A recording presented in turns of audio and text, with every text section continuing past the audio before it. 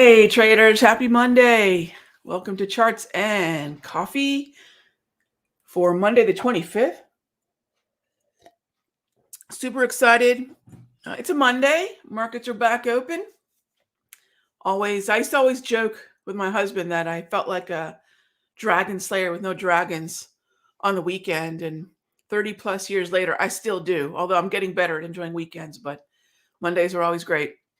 And this Monday, especially because today is the first of either 2 or 4 sessions where we're going to be doing our live trading starting today at 2 p.m., which means you still have time to check that out and join me at 2 today. So you get my live trading alerts for the next 2 or 4 weeks. And speaking of analysis and alerts, let's jump into your questions. All right. So jumping into the questions right off the bat, we've got you're nervous for live trading. Oh gosh, don't be, Michael. Oh gosh, don't be. Think of live trading as Charts and Coffee on steroids. We're going to be taking plenty of questions. We're going to be setting up trades, and remember, live trading doesn't mean we're just constantly on the keyboard slinging trades. Remember, we're going to be planning trades out, setting up levels, placing alerts together. You're going to find it's actually pretty peaceful. It's not anything frantic at all. I don't believe good trading should be frantic in any way. You're going to find that you don't need to have, full tilt, high adrenaline. This is not a bungee jump. So don't be. And as far as the login goes, yeah, just log in through the same room that we did the class in. You'll be all set. All right, Kevin, good morning. Could I please take a look at a pullback in AA? Sure. All right, let's dive in here. I get a couple of questions about the charts that I use in Charts and Coffee and also in the different rooms. I use, for the majority of the analysis, I probably use TradingView more than ever because it's broker agnostic, right? Whether you have an account with Tasty, TradeStation, Thinkorswim, or wherever, it's broker agnostic. It's fantastic on the phone, and it has excellent alerts. So I'm a big fan of the platform, and that's what you see probably most of the time when I'm either in a room. If not, I'll toggle between Thinkorswim and TradeStation. Those are the 3 that I use the most. And so we're on TradingView right now. Anyway, AA. Okay, so if I'm looking into AA, structure before strategy. Where are my drawing tools? Let's get some drawing going on here. Channel my inner John Madden. Some good football games yesterday. So here's the structure. Now, just sort of top to bottom, of course, we've got our wave and grab candles. We've got our propulsion. We've got our V-score here. Structure, that's it right there. How am I looking at structure? Those 2 rows of lines. What are those 2 rows of lines measuring? 8, 13, 21. And what makes these a little bit different is 34 separate. And that's the lower row as opposed to the upper row. Okay, so having said that, structure first, I would stick with the long side. That's what I see. Experience has taught me, even when we get a little choppy, as we have, sticking with the trend that was is typically going to serve us, not presuming, assuming, or any of those ums that the market's going to reverse. This is a very unusual pattern. U's or V tops are not really natural in the market. They happen, but they're usually going to be triggered by a much larger force like the Federal Reserve, like geopolitics, right? Things that are much more severe in terms of changing a broader spectrum of psychology. If not, continuation is usually what we're going to see. So let's just go with the probability, right? That's all we can do. So I would say focus on the pullback, but be a little bit more conservative about it. And I would take the range. I would recommend taking the range clear down to the 55 because we can see it's been in play. I would personally also love to see a nice Darvis signal again, which means you'll be playing the pattern really with a minor low, but I'd keep an eye on that. That's the way I would look at this in terms of the current behavior and how we could tackle this market that's a little bit more volatile, right? On the pullbacks. All right, so next up is hey there, AJ. I was curious if I could explain how a ticker gets on the do not watch list. AJ, I will tell you the best. So there's a number of reasons I can put something on a do not watch list, but the number one reason, the one that has been the needle mover for me, is if it is a symbol that I just lost in. Doesn't mean that it was a bad loss. Doesn't mean that it wasn't a loss that was part of our stop loss plan, but a symbol that I just lost in immediately kind of goes into timeout. That's the best use of a do not watch list, because I don't know if it's a gene. I don't know what synapses fire, but there's something about that revenge trade. That symbol took my money, and I'm going to get my money back from that symbol. And I find that some of my worst trades will emanate from that. And so if a trade gets stopped out, right to the do not watch list. So hope that makes sense and hope that helps. All right. Can we take a look at hey there, 1K. Can we take a look at CSX? Sure. Cool move. Clearly bullish. Not much I can do up here. Again, it's so I think I know what you want to do with it. I don't know if you want to fade it or not. Let me know. But fade is not going to work. It's green over green. Very fresh. Big launch higher earnings. At this point, I need a pullback. That's my strike zone. Maybe a gap close. So in that area, need a little bit of movement lower. And that would be the zone that I am looking for. So if I am thinking of the way in which I tackle the markets, none of what we do should be built on this notion that we know it's going to happen. Newsflash, we don't. I think a lot of you know that. And it's something that I had to accept very early on in my career. We don't know what's going to happen, but we do know what we would like to do if certain signals fire off on our secret squiggles, our indicators. We do know what we want to do if certain price levels are reached. So it's really bracing ourselves for if the market gets to a certain level, or if we get a certain signal, what then can we do? And so I look at it, good old Ted.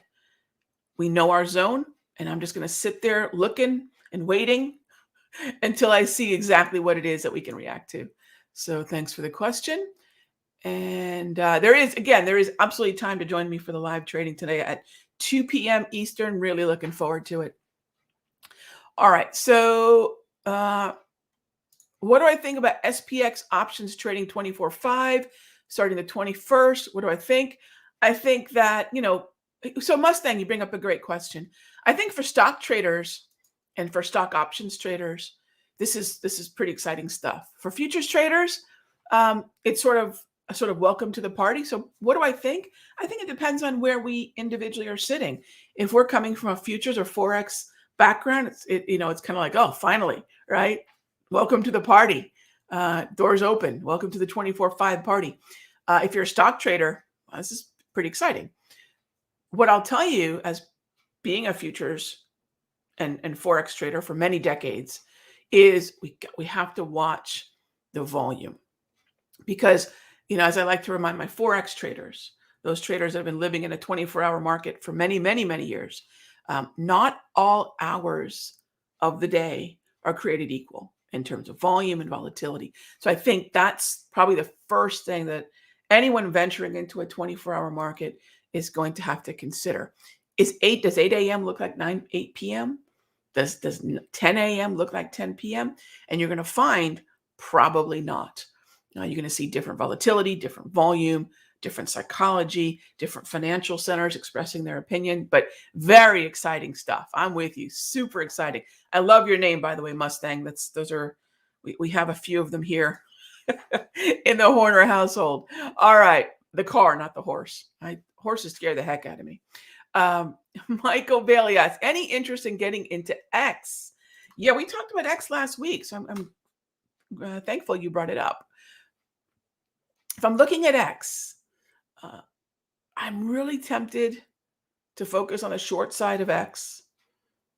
It's battling it out right now with the 200 propulsion in the first of the year anchored VWAP. That's what I see happening on the charts right now. And then we have to think about what's happening in SLX and even in XME. SLX is what I would root as far as the boat tide relationship. That's where I would root that X into.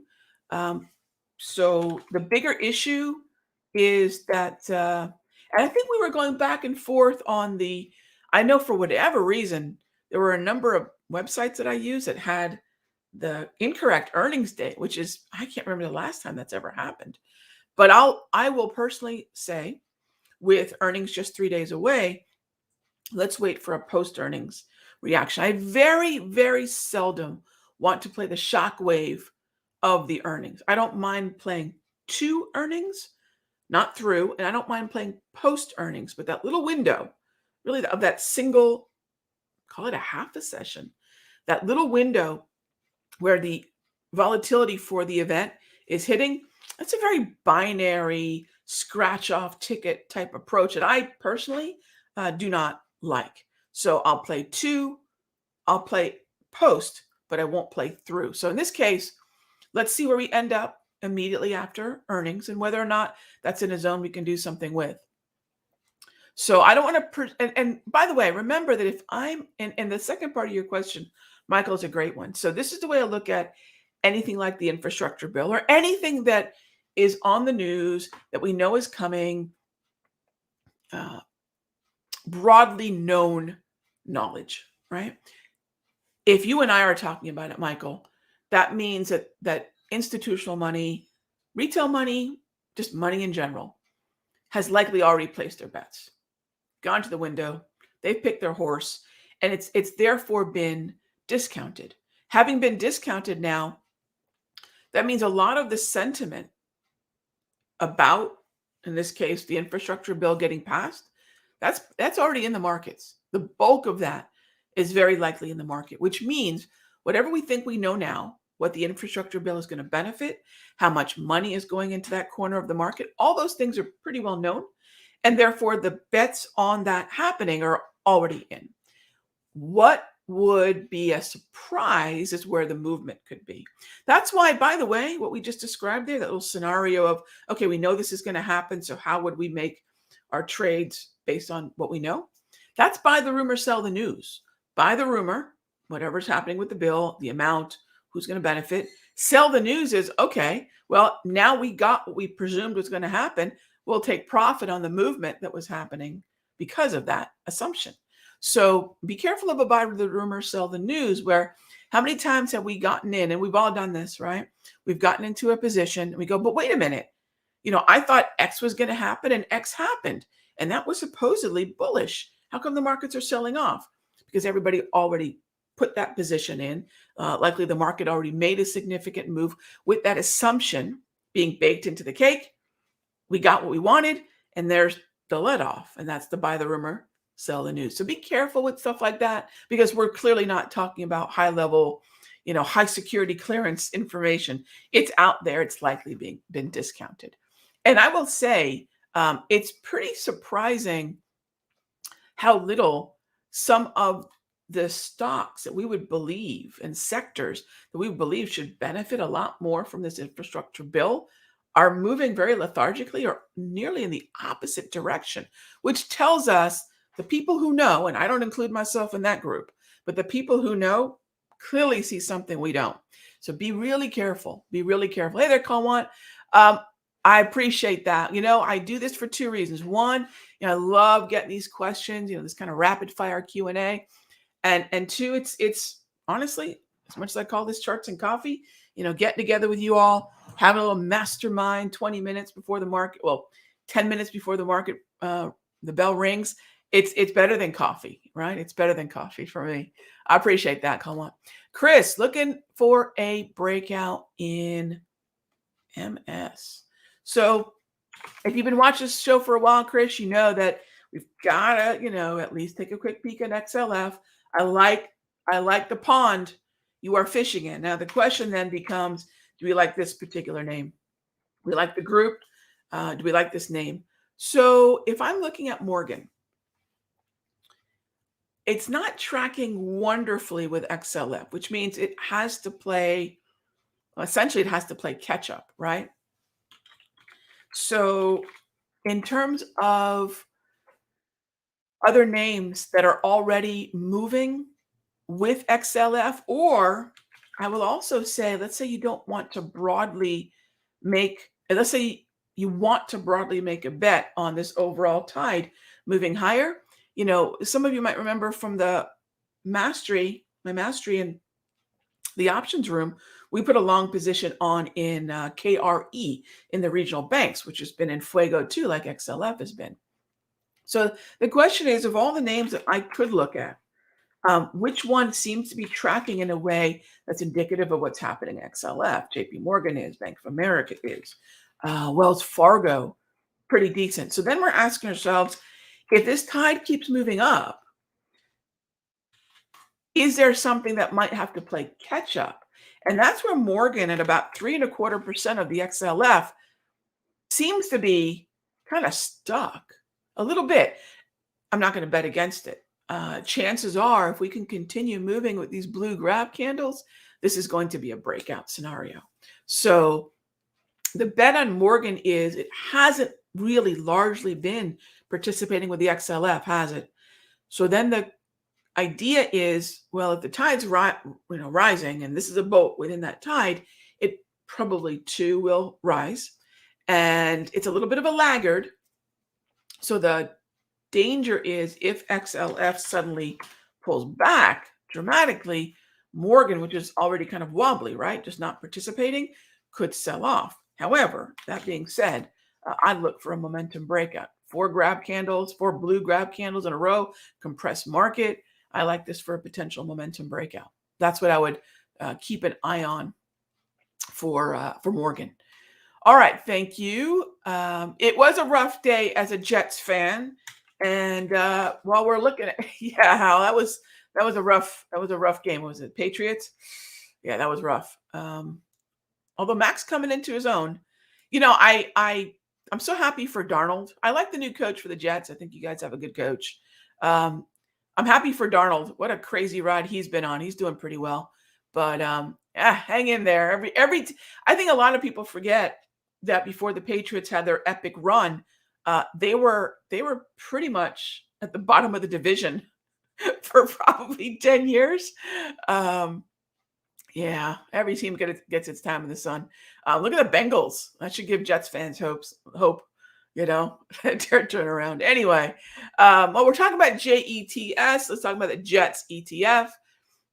It looked like it wanted to organize into an uptrend. It looked like it was ready to start moving higher. I just want to point this out. The structure, here's your grab candle saying, look, can we go? Can we go? Can we get a little aggressive? Yeah, but this is where it was not in sync with that structure of the 8, 13, 21, 34. And yeah, if you want to get aggressive, probably had one decent trade out of that. And then it's rolled back over. However, it doesn't mean that we can't buy. What I would say is if you are looking at Jets, you probably want to look at some individual stocks that might be a little stronger than the ETF. But that could be a really nice oversold zone. So how would I define an oversold zone? CHOP is where the language of overbought and oversold is valid. And then use a ready aim fire. I've been using a slow stochastic for decades. It's an oscillator, right? Oscillators help us measure markets that are oscillating. What's a market that is oscillating? It's not in a trend, right? So you want to look at markets that are oscillating. They're stuck in a range, and they're going back and forth between overbought and oversold. And my favorite's been a slow stochastic.